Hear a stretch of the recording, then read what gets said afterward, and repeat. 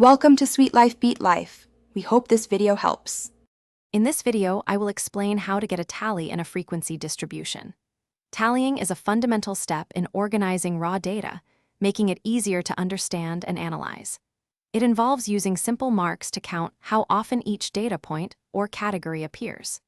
This process transforms a jumble of numbers into a clear, structured overview, setting the stage for calculating frequencies and gaining valuable insights from your information. To begin, clearly define the categories or intervals for your data, such as age ranges or product types. Then, systematically review each individual data point. For every item, place a single vertical tally mark next to its corresponding category. This methodical approach ensures that every piece of information is accurately accounted for, forming the foundation of your frequency distribution table. Consistency is key here. The standard convention for tally marks involves grouping.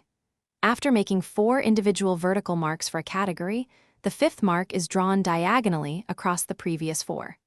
This creates a distinct bundle of 5, significantly speeding up the counting process later on. This visual grouping helps prevent errors and makes it incredibly easy to quickly ascertain the total count for each category at a glance. Once all your data points have been tallied, the final step is to convert these marks into numerical frequencies.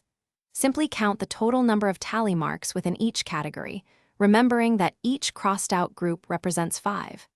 This numerical total is the frequency for that category. Record these frequencies in your distribution table, providing a clear and concise summary of your data's distribution. Thanks for watching. Consider subscribing if we helped you.